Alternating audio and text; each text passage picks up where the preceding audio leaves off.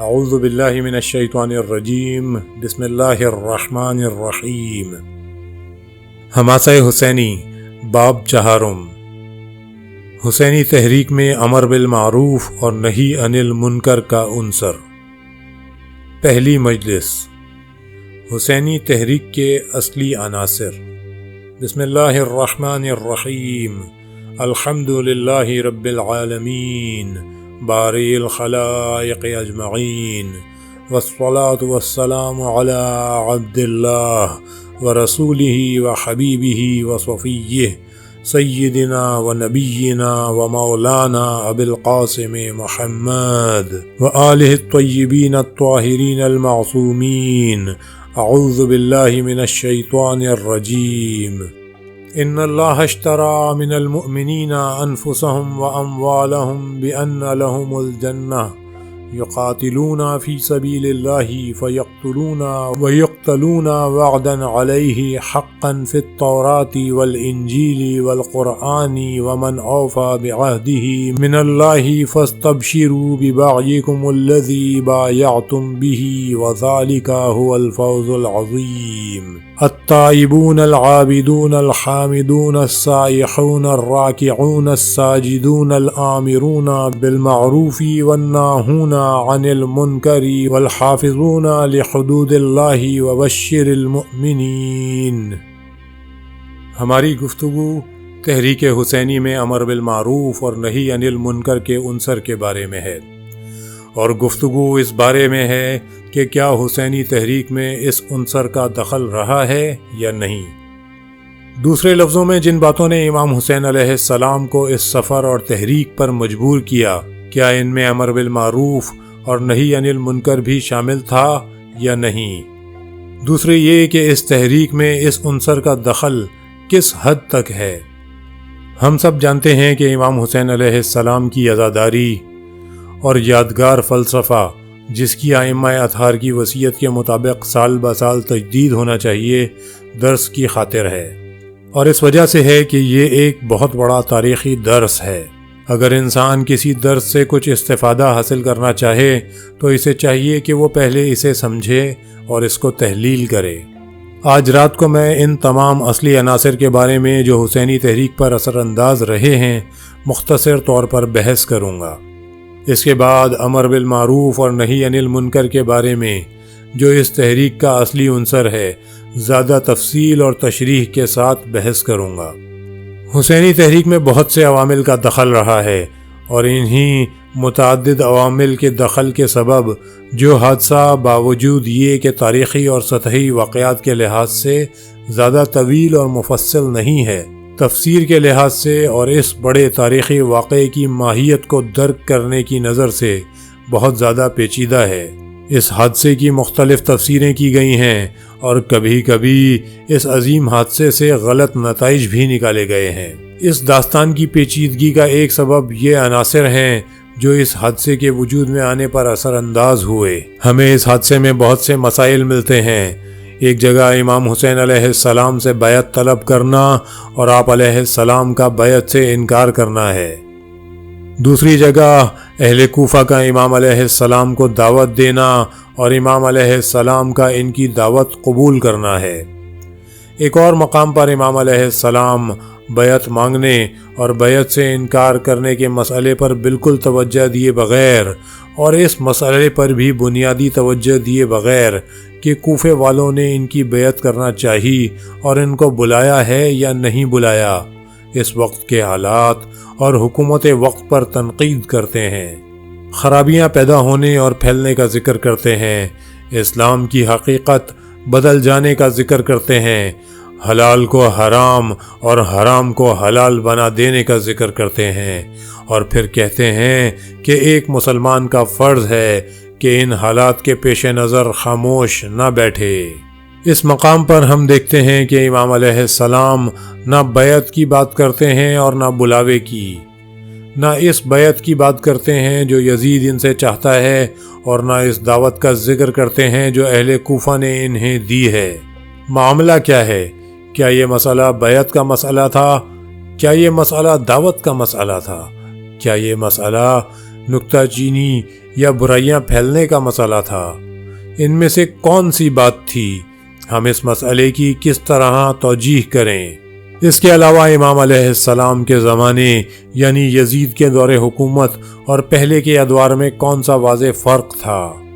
خاص طور پر اس دور میں اور معاویہ کے دور میں کیا فرق تھا کہ جب امام حسن علیہ السلام نے معاویہ سے صلح کر لی تھی اور امام حسین علیہ السلام کے پاس یزید سے صلح کرنے کی کوئی وجہ نہ تھی اور نہ ایسی صلح کو جائز شمار کرتے تھے۔ حقیقت یہ ہے کہ اس حادثے میں ان تمام اسباب کا دخل اور اثر رہا ہے، یعنی یہ سب عوامل موجود تھے اور امام علیہ السلام نے ان تمام عوامل کے مقابل اپنے رد عمل کا اظہار کیا ہے۔ امام علیہ السلام کے کچھ رد عمل اور عمل کی بنیاد یزید کی بیعت سے انکار پر ہے۔ امام کے کچھ ارادے اور فیصلے کوفہ والوں کے بلاوے کی بنیاد پر قائم ہیں اور کچھ ان برائیوں اور خرابیوں کے خلاف جد و جہد کرنے پر مبنی ہیں جو اس وقت ہر صورت میں پائی جاتی تھیں۔ حادثہ کربلا میں جو ابا عبداللہ علیہ السلام کی ذات گرامی کے رد عمل اور ارادوں اور فیصلوں کا مجموعہ ہے، ان تمام عناصر کا دخل رہا ہے۔ ہم پہلے بیعت کے مسئلے پر گفتگو کرتے ہیں کہ اس عمل کا کتنا دخل تھا۔ امام علیہ السلام نے بیعت طلبی کے سوال پر کیا رد عمل ظاہر کیا اور صرف بیعت طلبی امام علیہ السلام پر کون سا فریضہ عائد کرتی تھی؟ ہم سب جانتے ہیں کہ معاویہ ابن ابی سفیان حکومت اور خلافت پر کس طرح سے پہنچا۔ جب امام حسن علیہ السلام کے اصحاب نے کافی کمزوری دکھائی تو امام حسن علیہ السلام معاویہ سے ایک وقتی معاہدہ کر لیتے ہیں، لیکن یہ معاہدہ معاویہ کی خلافت اور حکومت کی بنیاد پر نہیں تھا، بلکہ اس بنیاد پر تھا کہ معاویہ اگر حکومت کرنا چاہے تو ایک محدود مدت تک حکومت کرے، اس کے بعد مسلمان اپنے اختیار سے جس کسی کو مناسب اور موزوں سمجھیں خلافت کے لیے منتخب کر لیں، دوسرے الفاظ میں اس شخص کی طرف رجوع کر لیں جو پیغمبر اکرم صلی اللہ علیہ وآلہ وسلم کی طرف سے مقرر اور متعین ہوا ہے۔ معاویہ کے دور تک حکومت اور خلافت کا مسئلہ موروثی نہیں تھا، بلکہ یہ ایسا مسئلہ تھا جس کے متعلق صرف دو قسم کے خیالات پائے جاتے تھے۔ ایک خیال یہ تھا کہ صرف وہی شخص خلافت کا سزاوار تھا جسے پیغمبر صلی اللہ علیہ وآلہ وسلم نے خدا کے حکم سے منسوب کر دیا، اور دوسرا طرز فکر یہ تھا کہ لوگوں کو خود اپنا خلیفہ چننے کا حق حاصل ہے۔ بہرحال یہ مسئلہ ایسا نہیں تھا کہ پچھلا خلیفہ اپنے بعد کے خلیفہ کا تعین لوگوں پر کر دے، اپنا جانشین مقرر کرے اور وہ پھر اپنا جانشین مقرر کرے، اور یعنی پھر خلافت کا مسئلہ نہ پیغمبر صلی اللہ علیہ وآلہ وسلم کے حکم کے دائرے میں رہے اور نہ مسلمانوں ہی کو اس کے انتخاب میں کوئی دخل باقی رہے۔ امام حسن علیہ السلام نے صلح نامے میں ایک شرط جس پر معاویہ نے دوسری شرائط کی طرح صریحاً عمل نہیں کیا، بلکہ امام حسن علیہ السلام کو خاص کر زہر دلوا کر شہید کر دیا تاکہ نہ مدعی رہے اور نہ دعویٰ، یہ رکھوائی تھی کہ معاویہ کو اپنے بعد کوئی حق حاصل نہ ہوگا، مسلمانوں کے بارے میں کوئی فیصلہ کرے۔ خود تو دنیا اسلام کے لیے جتنی مصیبت ہے وہ ہے، لیکن بعد میں اختیار مسلمانوں کو ہوگا۔ بہرحال معاویہ کو اختیار نہیں ہوگا، لیکن معاویہ کا پختہ ارادہ پہلے ہی دن سے یہ تھا کہ خلافت کو اپنے خاندان سے باہر نہ جانے دے، اور مورخین کے قول کے مطابق ایسا کام کرے کہ خلافت کو سلطنت کی شکل دے دے، لیکن وہ یہ سمجھتا تھا کہ اس کام کے لیے فی الحال فضا سازگار نہیں ہے۔ وہ اس بارے میں بہت کچھ سوچتا تھا اور اپنے خاص دوستوں سے مشورہ بھی کرتا رہتا تھا، لیکن ظاہر کرنے کی جرت نہیں رکھتا تھا اور یہ سوچ نہیں پاتا تھا کہ یہ بات عمل میں بھی آ سکتی ہے۔ جیسا کہ مورخین نے لکھا ہے، وہ شخص جس نے اسے اس کام کی ہمت بندھائی اور اسے اطمینان دلایا کہ یہ بات عمل میں بھی آ سکتی ہے، مغیرہ بن شیبہ تھا۔ اسے حکومت کوفہ کا لالچ تھا کیونکہ وہ پہلے کوفے کا حاکم اور والی رہ چکا تھا۔ چونکہ معاویہ نے اسے برخاست کر دیا تھا اس لیے ناراض تھا۔ وہ شام پہنچا وہ بڑا نقاش اور زیرک عرب کا دیہاتی تھا۔ اس نے اس غرض سے کہ دوبارہ کوفے کی حکومت حاصل ہو جائے اس طرح اسکیم بنائی۔ ایک دن اس نے یزید بن معاویہ کو دیکھا تو بولا، نہ جانے معاویہ تیرے بارے میں کیوں کوتاہی کر رہا ہے، دیر کس بات کی ہے، لوگوں کے سامنے تجھے اپنے جانشین کی حیثیت سے پیش کیوں نہیں کرتا؟ اس نے جواب دیا، میرا باپ سوچتا ہے کہ یہ بات ناقابل عمل ہے۔ اس نے کہا، نہیں، قابل عمل ہے۔ تمہیں کس طرف سے خوف ہے؟ تمہارے خیال میں کس جگہ کے لوگ عمل نہیں کریں گے؟ جو کچھ معاویہ کہے گا شام والے اس کی اطاعت کریں گے، ان سے کوئی خطرہ نہیں ہے۔ رہے مدینہ والے تو اگر فلاں کو تم وہاں بھیج دو تو یہ کام انجام دے گا۔ عراق، کوفہ البتہ سب مقامات سے زیادہ اہم اور خطرناک ہے، وہاں کا کام میں انجام دے سکتا ہوں۔ معاویہ نے اسے دوبارہ حکم دیا کہ کوفے چلا جائے۔ البتہ یہ واقعہ حضرت امام حسن علیہ السلام کی وفات کے بعد اور معاویہ کی آخر عمر کا ہے۔ واقعات یہ ہیں، کوفہ اور مدینہ والوں نے یہ بات قبول نہیں کی۔ معاویہ مجبور ہوا کہ مدینے جائے۔ مدینہ کے رؤوسا یعنی ان لوگوں کو جن کی پبلک میں عزت تھی، مثلاً حضرت امام حسین علیہ السلام، عبداللہ ابن زبیر اور عبداللہ ابن عمر کو بلایا۔ اپنی چرب زبانی سے کوشش کی کہ اسلامی مصلحت کے خیال سے فی الحال اسی طرح منظور کر لیں کہ ظاہری حکومت یزید کے ہاتھ میں رہے، لیکن کام سب آپ کے اختیار میں ہو تاکہ لوگوں میں کوئی اختلاف نہ ہو۔ آپ لوگ فی الحال بیعت کر لیجئے، عملی طور پر حکومت کی باغ ڈور آپ ہی لوگوں کے ہاتھ میں ہوگی۔ اس نے ان لوگوں کو مطمئن کرنے کی بہت کوشش کی، لیکن انہوں نے منظور نہیں کیا۔ یہ کام بھی اس طریقے سے جیسے معاویہ چاہتا تھا عمل میں نہیں آ سکا۔ پھر چالاکی سے مدینہ کی مسجد میں یہ چاہا کہ لوگوں کے سامنے یوں ظاہر کرے کہ یہ لوگ حاضر ہو گئے تھے اور انہوں نے قبول کر لیا تھا، لیکن یہ چالاکی بھی کام نہیں دے سکی۔ معاویہ مرتے وقت اپنے بیٹے یزید کے طور طریق سے بہت پریشان تھا۔ اس نے اسے نصیحت کی کہ بیعت کے لیے عبداللہ ابن زبیر کے ساتھ اس طرح پیش آنا، عبداللہ ابن عمر کے ساتھ اس طرح عمل کرنا، امام حسین علیہ السلام سے یوں سلوک کرنا۔ اس نے خاص طور پر یہ حکم دیا کہ امام حسین علیہ السلام سے بہت محبت اور نرمی کا برتاؤ کرنا۔ اس نے کہا، وہ پیغمبر خدا صلی اللہ علیہ وآلہ وسلم کے فرزند ہیں، مسلمانوں میں عظیم مرتبے کے مالک ہیں۔ اسے اس بات سے ڈر تھا کہ امام حسین علیہ السلام سے سخت رویہ رکھے اور اپنے ہاتھ ان کے خون میں رنگے، کیونکہ پھر تو خلافت نہیں کر سکے گا، بلکہ خلافت ابو سفیان کے خاندان سے ہی نکل جائے گی۔ معاویہ بہت ہوشیار اور چالاک تھا۔ وہ ہر ماہر سیاستدان کی طرح حالات کو پہلے سے ہی خوب بھانپ لیتا تھا، یعنی خوب سمجھتا تھا اور خوب پہلے سے اندازہ لگا لیتا تھا۔ اس کے برعکس یزید اول تو جوان تھا، دوسرے ایسا شخص تھا جو شروع ہی سے ریاست اور شہزادگی کی حالت میں پلا بڑھا تھا، کھیل تماشوں سے زیادہ دلچسپی رکھتا تھا، سیاست کو واقعاً نہیں سمجھتا تھا۔ جوانی اور ریاست کا غرور تھا، دولت اور شہوت کا غرور تھا۔ اس نے وہ کام کیا جس نے سب سے زیادہ نقصان ابو سفیان کے خاندان کو پہنچایا، اور اس معاملے میں سب سے زیادہ اسی خاندان کی شکست ہوئی۔ ان لوگوں کا کوئی روحانی مقصد تو تھا نہیں، یہ سلطنت اور حکومت کے سوا دوسری چیز سے غرض نہیں رکھتے تھے، اور اسے بھی ہاتھ سے دے دیا۔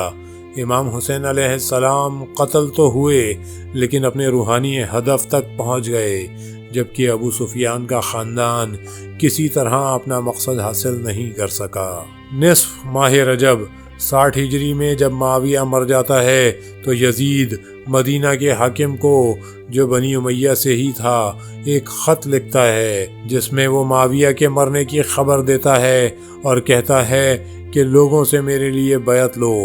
وہ جانتا تھا کہ مدینہ مرکز ہے اور سب کی نگاہیں مدینہ کی طرف لگی ہوئی ہیں۔ وہ ایک خصوصی خط میں سختی سے حکم صادر کرتا ہے کہ امام حسین علیہ السلام کو بلا کر ان سے بیعت لے، اور اگر وہ بیعت نہ کریں تو ان کا سر اس کے پاس بھیج دے۔ چنانچہ امام حسین علیہ السلام کو جو بات درپیش تھی وہ یزید بن معاویہ کی اسی بیعت کا تقاضا تھا، جس میں دیگر برائیوں کے علاوہ دو برائیاں ایسی تھیں جو معاویہ کے معاملے میں بھی موجود نہیں تھیں۔ ایک یہ کہ یزید کی بیعت امام حسین علیہ السلام کی طرف سے موروثی خلافت کی توثیق ہو جاتی، یعنی خلافت کا مسئلہ انفرادی مسئلہ نہ رہتا بلکہ خلافت موروثی ہو جاتی۔ دوسرا موضوع خود یزید کی شخصیت تھی، جو اس زمانے کے طور طریق کو ہر دوسرے ادوار کے حالات سے الگ امتیاز دے رہا تھا۔ وہ صرف فاسق اور فاجر شخص ہی نہیں تھا بلکہ کھلم کھلا فسق و فجور میں مبتلا رہتا تھا، اور پھر سیاسی اہلیت بھی نہیں رکھتا تھا۔ معاویہ اور بہت سے عباسی خلفاء بھی فاسق و فاجر گزرے، لیکن وہ اس بات کو اچھی طرح سمجھتے تھے۔ وہ جانتے تھے کہ اگر وہ اپنا ملک اور حکومت باقی رہنا چاہتے ہیں تو انہیں زیادہ سے زیادہ اسلامی مصلحتوں کا خیال رکھنا چاہیے، اسلامی مظاہر کی زیادہ سے زیادہ حفاظت کرنا چاہیے۔ وہ سمجھتے تھے کہ اگر اسلام نہ رہا تو وہ بھی نہیں ہوں گے۔ وہ جانتے تھے کہ ایشیا، افریقہ اور یورپ کی مختلف نسلوں کے کروڑوں افراد ایک حکومت کے جھنڈے تلے جمع ہو گئے ہیں اور شام یا بغداد کی حکومت کی پیروی کرتے ہیں، اور اس کی وجہ صرف یہ ہے کہ وہ مسلمان ہیں، قرآن پر عقیدہ رکھتے ہیں اور خلیفہ کو بہرحال اسلامی خلیفہ جانتے ہیں۔ بصورت دیگر جس دن انہیں یہ احساس ہو گیا کہ خلیفہ خود اسلام سے برگشتہ ہے اور اس کے خلاف عمل کرتا ہے، وہ بھی خلیفہ سے بغاوت کر دیں گے۔ آخر کیا لازم تھا کہ خراسان، شام، سوریہ اور افریقہ کے ایک حصے کے باشندے بغداد یا شام کے حاکم کی اطاعت کریں؟ اور کوئی سبب نہیں تھا۔ لہذا جو عقل مند، سمجھدار اور سیاستدان خلفاء تھے وہ اس بات کو سمجھتے تھے کہ وہ اسلام کی مصلحتوں کا زیادہ سے زیادہ خیال رکھنے پر مجبور ہیں، لیکن یزید بن معاویہ کو اس کا بھی شعور نہیں تھا۔ بد زبان انسان تھا، دوسروں کی توہین کیا کرتا تھا۔ اسے اچھا لگتا تھا کہ مسلمانوں اور اسلام سے بے اعتنائی برتے، اسلامی حدود کو توڑے۔ معاویہ بھی شاید شراب پیتا تھا۔ میرا لفظ شاید تاریخی لحاظ سے ہے، مجھے یاد نہیں پڑتا۔ ممکن ہے تاریخ کا مطالعہ کرنے والے اس بارے میں کوئی قطعی اور حتمی بات کر سکیں، لیکن تاریخ یہ نہیں بتاتی کہ معاویہ نے کسی محفل میں کھلم کھلا شراب پی ہو یا مستی کی حالت میں وہ مجلس میں آیا ہو، جبکہ یہ شخص عام مجالس میں کھلم کھلا شراب پیتا تھا، نشے میں دھت ہو جاتا تھا اور پھر بیہودہ بکواس شروع کر دیتا تھا۔ تمام معتبر مورخین نے لکھا ہے کہ یہ شخص بندر اور کتے پالتا تھا اور اس بندر کی کنیت ابا قیس رکھی ہوئی تھی۔ یہ بندر کو بہت پسند کرتا تھا، اور چونکہ اس کی ماں بدھو عورت تھی اور یہ خود بھی صحرا میں پلا بڑھا تھا، اس میں بھی بدوی اخلاق پیدا ہو گئے تھے۔ کتوں، شکاری کتوں اور بندروں سے خصوصی رغبت اور دلچسپی رکھتا تھا۔ مسعودی اپنی کتاب مروج الذہب میں لکھتا ہے، یہ بندر کو خوشنما ریشمی کپڑے پہناتا تھا اور اپنے برابر ملکی اور فوجی افسروں سے بلند جگہ پر بٹھاتا تھا۔ یہی وجہ ہے جو امام حسین علیہ السلام نے فرمایا، وَعَلَى الْإِسْلَامِ السَّلَامُ اِذْ قَدْ بُلِيَتِ الْأُمَّةُ بِرَاعٍ مِثْلَ یزید۔ اس میں اور دوسروں میں فرق تھا۔ یہ شخص دراصل اسلام کے خلاف تبلیغ کرتا تھا۔ ایسے شخص کی بیعت امام حسین علیہ السلام سے طلب کر رہے تھے۔ امام علیہ السلام نے بیعت سے انکار کیا اور فرمایا، میں کسی صورت میں بیعت نہیں کروں گا۔ ادھر وہ لوگ بھی کسی طرح بیعت طلبی سے صرف نظر نہیں کر رہے تھے۔ یہ ایک سبب اور واقعہ تھا۔ ان لوگوں کا یہ سخت مطالبہ تھا کہ ہم تم جیسی شخصیت کو بیعت لیے بغیر نہیں چھوڑیں گے۔ ایک ایسا شخص جو بیعت نہیں کرتا اور یہ کہتا ہے کہ اس حکومت کی جانب سے مجھ پر کوئی فرض عائد نہیں ہوتا، مجھے اس پر اعتراض ہے۔ وہ لوگ کسی طرح اس کے لیے تیار نہیں تھے کہ امام حسین علیہ السلام بیعت نہ کریں اور آزادی کے ساتھ بے روک ٹوک عوام سے ملیں جلیں۔ یہ لوگ اس بیعت نہ کرنے کو اپنی حکومت کے لیے خطرہ سمجھتے تھے۔ وہ اچھی طرح جان گئے تھے اور بات بھی یہی تھی۔ امام علیہ السلام کا بیعت نہ کرنا یعنی معترض ہونا، منظور نہ کرنا، یزید کی اطاعت کو لازم نہ گرداننا بلکہ اس کی مخالفت کو واجب جاننا۔ وہ لوگ مصر تھے کہ آپ علیہ السلام بیعت کیجئے۔ امام علیہ السلام فرماتے تھے، میں بیعت نہیں کروں گا۔ اب اس تقاضے کے پیش نظر ان اسباب کو دیکھتے ہوئے امام علیہ السلام کا کیا فرض ہے؟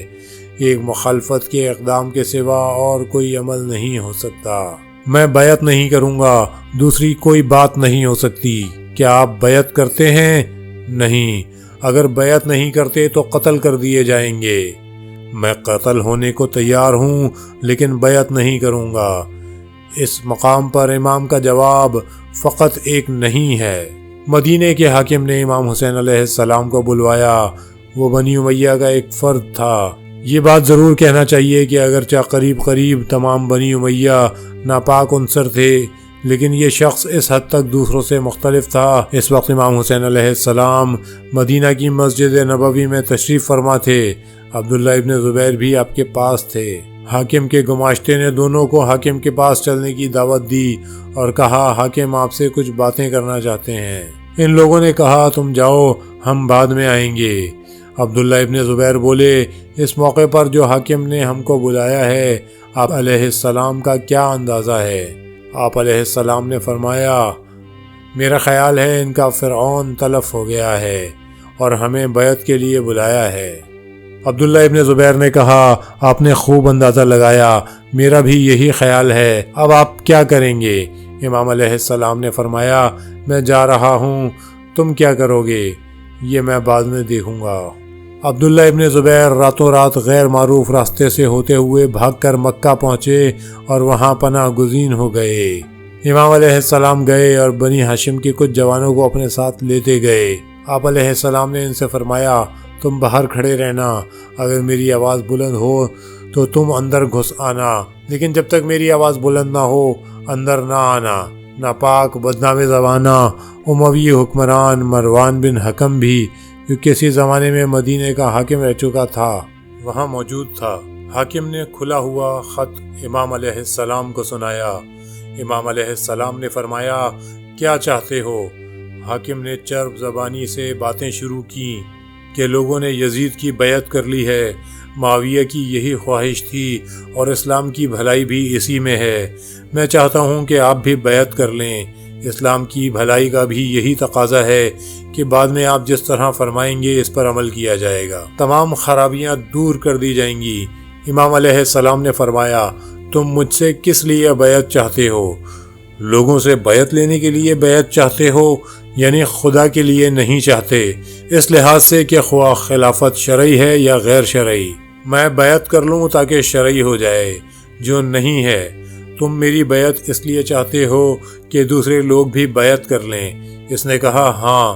آپ علیہ السلام نے فرمایا تو اسی خالی کمرے میں جہاں صرف ہم 3 شخص ہیں، تم کو میری بیعت سے کیا فائدہ ہوگا؟ حاکم نے کہا آپ درست فرما رہے ہیں، پھر بعد میں ہوگی۔ امام علیہ السلام نے فرمایا مجھے جانا چاہیے۔ حاکم نے کہا بہت بہتر، تشریف لے جائیں۔ مروان بولا کیا کہہ رہے ہو کہ چلے جائیں؟ اگر یہ یہاں سے چلے گئے تو اس کا یہ معنی ہوا کہ میں بیعت نہیں کروں گا، اور اگر یہ یہاں سے چلے گئے تو کیا بیعت کریں گے؟ خلیفہ کے حکم کی تعمیل کرو۔ امام علیہ السلام نے مروان کا گریبان پکڑ کر اسے اوپر اٹھا کر پھر زمین پر زور سے چھوڑ دیا اور فرمایا تو نے اپنی حیثیت سے بڑھ کر بات کی۔ امام علیہ السلام باہر تشریف لے گئے اور اس کے بعد 3 راتوں تک مدینہ میں ہی رہے۔ راتوں کو پیغمبر اکرم صلی اللہ علیہ وآلہ وسلم کی قبر پر تشریف لے جاتے تھے اور وہاں دعا مانگتے تھے، اے خدا مجھے وہ راستہ دکھا جس میں تیری رضا ہو۔ تیسری رات کو امام علیہ السلام پیغمبر صلی اللہ علیہ وآلہ وسلم کی قبر پر جاتے ہیں، دعا مانگتے ہیں اور بہت روتے ہیں۔ وہیں آپ علیہ السلام کی آنکھ لگ جاتی ہے، خواب میں پیغمبر اکرم صلی اللہ علیہ وآلہ وسلم کو دیکھتے ہیں۔ یہ خواب آپ علیہ السلام کے لیے الہام اور وحی کا درجہ رکھتا تھا۔ حضرت امام حسین علیہ السلام اس کے دوسرے روز مدینہ سے نکل کھڑے ہوئے اور راستے سے بچ کر نہیں بلکہ اسی عام راستے سے مکے کی طرف چل دیے۔ بعض ساتھیوں نے عرض کیا بہتر ہے کہ آپ شاہراہ سے نہ جائیں، ممکن ہے کہ حکومت کے کارندے آپ کو واپس کر دیں، روکیں، لڑائی جھگڑا ہو جائے۔ آپ علیہ السلام نے فرمایا کہ میں پسند نہیں کرتا کہ ایک فرار ہونے والے کی شکل اختیار کروں۔ میں اسی شاہراہ سے جا رہا ہوں، جو خدا چاہے گا وہی ہوگا۔ پہلا سبب، بیعت کا مسئلہ۔ بہرحال حسینی حادثے کا پہلا مسئلہ اور پہلا سبب جس میں کوئی شک نہیں کیا جا سکتا، بیعت کا مسئلہ ہے۔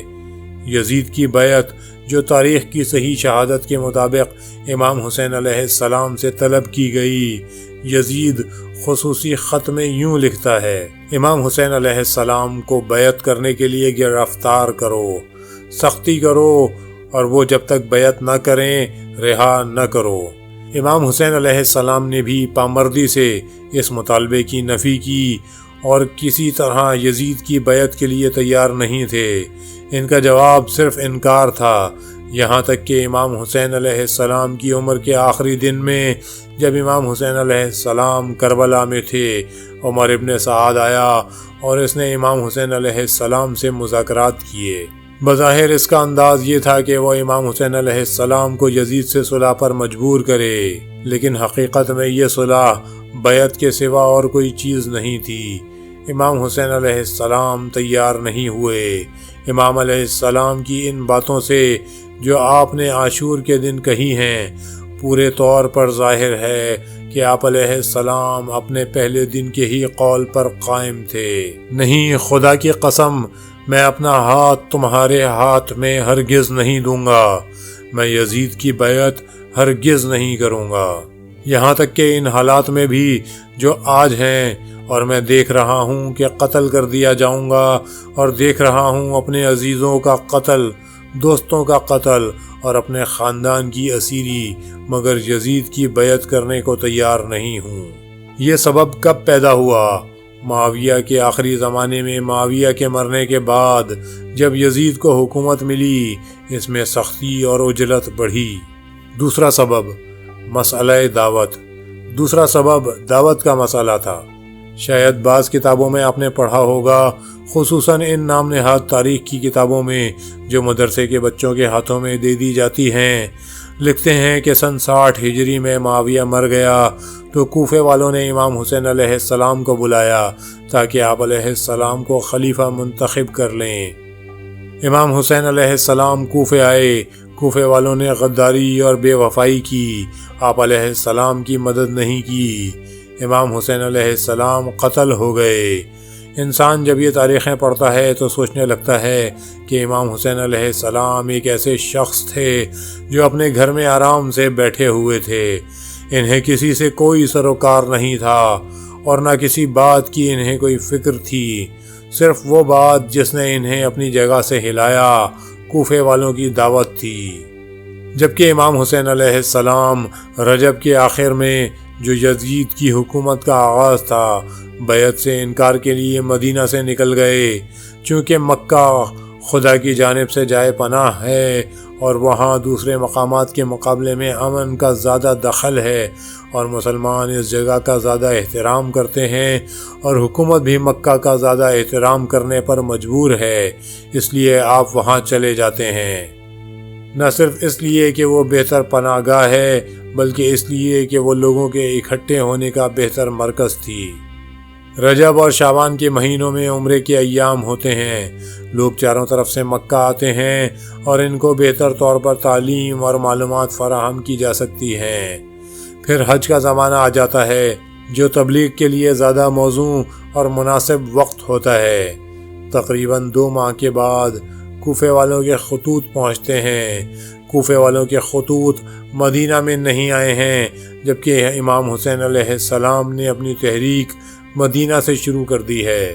کوفیوں کے خطوط مکے میں امام حسین علیہ السلام کے پاس پہنچتے ہیں، یعنی اس وقت جب امام حسین علیہ السلام بیعت سے انکار کرنے کا عزم مصمم کر چکے تھے، اور اسی عزم نے ان کے لیے ایک بہت بڑا خطرہ پیدا کر دیا تھا۔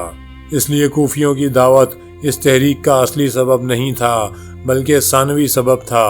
البتہ کوفیوں کی دعوت کا زیادہ سے زیادہ اثر یہ مانا جا سکتا ہے کہ اس بلاوے نے لوگوں کے نقطہ نظر اور تاریخ کے فیصلے کے مطابق مستقبل میں امام علیہ السلام کے لیے بظاہر ایک مناسب موقع فراہم کر دیا۔ کوفہ ایک بڑا صوبہ اور اسلامی فوج کا مرکز تھا، یہ شہر جو حضرت عمر بن الخطاب کے زمانے میں بسایا گیا تھا ایک فوجی چھاؤنی تھا اور اسلامی ممالک کی تقدیر پر بہت گہرا اثر رکھتا تھا۔ اگر کوفی اپنے وعدے پر قائم رہتے تو ممکن تھا امام حسین علیہ السلام کامیاب ہو جاتے۔ اس وقت کے کوفہ کا اس وقت کے مدینے یا مکہ سے موازنہ نہیں ہو سکتا، اس وقت کے خراسان سے بھی موازنہ نہیں ہو سکتا، اس کا مد مقابل فقط شام تھا۔ کوفیوں کی دعوت کا اثر زیادہ سے زیادہ اس تحریک کی شکل میں ہو سکتا تھا کہ امام حسین علیہ السلام مکہ سے روانہ ہو جائیں اور اسے مرکز نہ بنائیں۔ ابن عباس کی بھی یہ تجویز کہ یمن چلے جائیں اور وہاں کے کوہستان میں پناہ لیں قبول نہیں کرتے، اپنے نانا کے مدینہ کو بھی مرکز نہیں بناتے بلکہ کوفہ چلے آئے۔ پس کوفیوں کے بلاوے کا دخل ایک ثانوی امر تھا کہ یہ عراق میں تحریک اور قیام کی صورت میں ہوتا، ورنہ یہ اصلی سبب نہیں تھا۔ امام علیہ السلام جس وقت کوفہ کی سرحد کو پہنچتے ہیں جناب حر کے لشکر کا سامنا ہوتا ہے۔ آپ علیہ السلام کوفے والوں سے فرماتے ہیں تم نے مجھے بلایا، اب اگر تم نہیں چاہتے تو لوٹ جاتا ہوں۔ اس کے معنی یہ نہیں ہے کہ میں لوٹ جاتا ہوں اور یزید کی بیعت کیے لیتا ہوں اور ان تمام باتوں سے چشم پوشی کیے لیتا ہوں جو میں نے امر بالمعروف اور نہی عن المنکر، ملک میں فساد کے پھیلاؤ اور ان حالات میں مسلمانوں کے فرائض کے بارے میں کہی ہیں۔ بیعت کر کے اپنے گھر میں خاموش بیٹھ جاتا ہوں اور سکونت اختیار کر لیتا ہوں۔ نہیں، میں اس حکومت کو صالح اور نیک نہیں سمجھتا، اس سلسلے میں اپنی ذمہ داری کا بھی قائم ہوں۔ تم اہل کوفہ نے مجھے دعوت دی، تم نے کہا اے حسین علیہ السلام آپ کے پیش نظر ہدف کے حصول میں ہم آپ کی مدد کریں گے، اگر تم بیعت نہیں کرتے تو نہ کرو۔ امر بالمعروف اور نہی عن المنکر کے نقطہ نظر سے تمہیں اس حکومت پر اعتراض ہے اور اس کے خلاف قیام کیا ہے تو ہم تمہارا ساتھ دیں گے۔ میں بھی ایسے ہی لوگوں کی تلاش میں آیا ہوں جنہوں نے میرا ساتھ دینے کا وعدہ کیا ہے۔ اب تم کہتے ہو کہ اہل کوفہ اپنے وعدے پر عمل نہیں کر رہے ہیں تو بہت اچھا، ہم بھی کوفے نہیں جاتے، ہم اسی جگہ واپس جاتے ہیں جو ہمارا اصلی مرکز ہے، ہم مدینے یا مکے چلے جاتے ہیں۔ دیکھیں خدا کیا چاہتا ہے، بہرحال ہم بیعت نہیں کریں گے، اگرچہ بیعت نہ کرنے پر ہم قتل ہی کیوں نہ ہو جائیں۔ چنانچہ اس سبب یعنی کوفیوں کے بلاوے کا زیادہ سے زیادہ دخل اتنا تھا کہ انہوں نے امام علیہ السلام کو مکہ سے باہر نکالا اور وہ کوفے کی طرف چل پڑے۔ یہ تو میں نہیں کہنا چاہتا کہ واقعی یہ لوگ اگر نہ بلاتے تو امام قطعی طور پر مدینے یا مکے ہی میں رہتے، نہیں، تاریخ بتاتی ہے کہ امام علیہ السلام اس سے معذور تھے۔ کوفے کے مقابلے میں مکے کے بھی ظاہری حالات کچھ بہتر نہیں تھے۔ تاریخ میں بہت سے قرائن نشاندہی کرتے ہیں کہ ان لوگوں نے مصمم ارادہ کر لیا تھا کہ بیعت نہ کرنے کی صورت میں امام علیہ السلام کو حج کے زمانے میں ہی قتل کر ڈالیں۔ صرف تریحی کا بیان ہی نہیں ہے بلکہ اوروں نے بھی بیان کیا ہے کہ امام علیہ السلام کو یہ بات معلوم ہو گئی تھی کہ اگر وہ حج کے زمانے میں مکے میں رہ گئے تو ممکن ہے اسی احرام کی حالت میں جب کوئی اصولاً ہتھیار بند نہیں ہوتا، بنی امیہ کے ہتھیار بند کارندے ان کا خون بہا دیں اور خانہ کعبہ کی بے حرمتی ہو جائے، حج کی توہین ہو اور اسلام کی بے حرمتی ہو، دوہری بے حرمتی ہو۔ فرزند پیغمبر صلی اللہ علیہ وآلہ وسلم عبادت کی حالت میں خانہ خدا کی چار دیواری میں قتل بھی کر دیے جائیں اور ان کا خون رائیگاں بھی جائے۔ بعد میں وہ یہ مشہور کر دیں کہ امام حسین علیہ السلام کا فلاں شخص سے معمولی جھگڑا ہو گیا تھا، اس نے حضرت علیہ السلام کو قتل کر دیا اور خود روپوش ہو گیا۔ نتیجہ یہ نکلے کہ امام علیہ السلام کا خون ضائع ہو جائے۔ امام علیہ السلام نے اپنے ارشادات میں اس موضوع کے متعلق اشارہ بھی کیا ہے۔ اثناء سفر میں کسی نے امام علیہ السلام سے پوچھا آپ کس لیے نکل کھڑے ہوئے؟ اس کی مراد یہ تھی کہ آپ مدینہ میں محفوظ تھے، وہاں اپنے جد کے حرم یعنی پیغمبر صلی اللہ علیہ وآلہ وسلم کی قبر کے پہلو میں کوئی شخص آپ سے تعرض نہیں کر سکتا تھا، یا آپ مکہ میں ہی رہتے جہاں آپ خدا کے گھر کے قریب تھے۔ اب جو آپ وہاں سے نکل آئے تو گویا آپ نے خود ہی خطرہ مول لے لیا ہے۔ آپ نے اس بات کے جواب میں فرمایا، تم کو دھوکہ ہوا ہے، چاہے کسی بل میں بھی چھپ جاؤں یہ لوگ مجھے نہیں چھوڑیں گے جب تک میرا خون نہیں بہا لیں گے۔ میرے اور ان کے درمیان ختم نہ ہونے والا جھگڑا ہے۔ وہ مجھ سے ایسی بات کے طالب ہیں جس کے لیے میں کسی طرح آمادہ نہیں ہوں، اور میں بھی ایسی بات کا خواہاں ہوں جسے وہ کسی طرح قبول نہیں کریں گے۔ تیسرا سبب امر بالمعروف کا مسئلہ۔ تیسرا سبب امر بالمعروف ہے۔ یہ بھی خود امام علیہ السلام کی کلام کا صریحی اظہار ہے۔ تاریخ لکھتی ہے امام علیہ السلام کے بھائی محمد ابن حنفیہ کا اس وقت ہاتھ مفلوج ہو چکا تھا، بیکار ہو گیا تھا، آپ جہاد کے قابل نہیں تھے، لہذا آپ نے شرکت نہیں کی۔ امام علیہ السلام ایک وصیت نامہ لکھ کر ان کے سپرد فرماتے ہیں۔ اس مقام پر امام علیہ السلام کے جملے ہیں، حسین علیہ السلام خدا کی یکتائی اور پیغمبر صلی اللہ علیہ وآلہ وسلم کی رسالت پر گواہی دیتا ہے، یہاں تک کہ آپ علیہ السلام اپنے قیام کا راز بیان فرماتے ہیں۔ انی ما خرجت وشرا ولا بطرا ولا مفسدا ولا ظالما انما خرجت لطلب الاصلاح فی امتی جدی اريد ان آمر بالمعروف وانہا عن المنکر واسیر بسیرتی جدی و ابی علی ابن ابی طالب علیہ السلام۔ اب یہاں اہل کوفہ کی دعوت کی کوئی بات ہی نہیں ہے، یہاں تک کہ بیعت سے انکار کا بھی ذکر نہیں کرتے، یعنی طلب بیعت اور بیعت سے انکار کے علاوہ ایک اور مسئلہ ہے۔ اگر یہ لوگ مجھ سے بیعت نہ بھی چاہیں تب بھی میں خاموش نہیں بیٹھوں گا۔ دنیا والے جان لیں حسین بن علی علیہ السلام کوئی جاہ طلب نہیں تھے، منصب اور دولت کے طالب نہیں تھے، فسادی اور تخریب کار بھی نہیں تھے، نہ ظالم اور ستمگر تھے، وہ ایک مصلح انسان تھے۔ پہلے دن سے آخری لحظے تک یہی روح حسین بن علی علیہ السلام کے وجود اقدس میں جلوہ گر تھی۔ خود آپ علیہ السلام ہی کے قول کے مطابق آپ علیہ السلام کے خون اور زندگی کا جز بن گئی تھی۔ امام حسین علیہ السلام کا اس کام سے الگ ہونا ممکن ہی نہیں تھا۔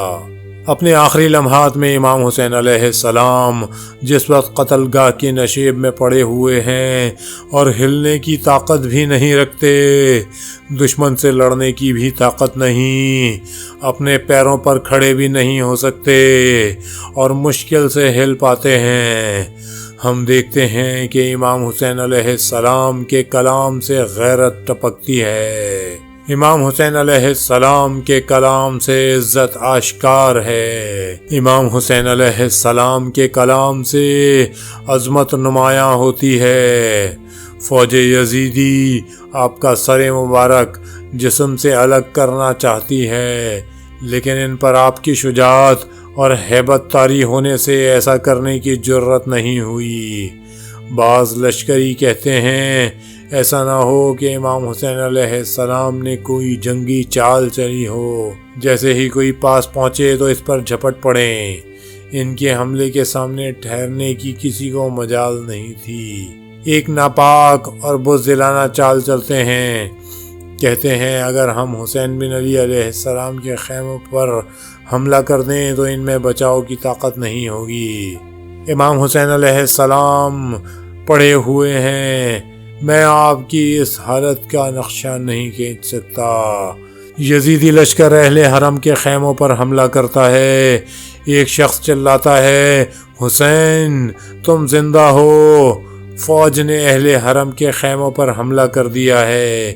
امام علیہ السلام بہت مشکل سے اپنے زانوؤں پر کھڑے ہو جاتے ہیں، اپنے نیزے کا سہارا لے کر فرماتے ہیں اے ابو سفیان کی اولاد کے ہاتھوں بکے ہوئے لوگو، اے آل سفیان کے پیرو، اگر تم خدا کو نہیں پہچانتے، اگر تم قیامت پر ایمان نہیں رکھتے، تو بھی تمہاری انسانی آزادی اور شرافت کہاں چلی گئی؟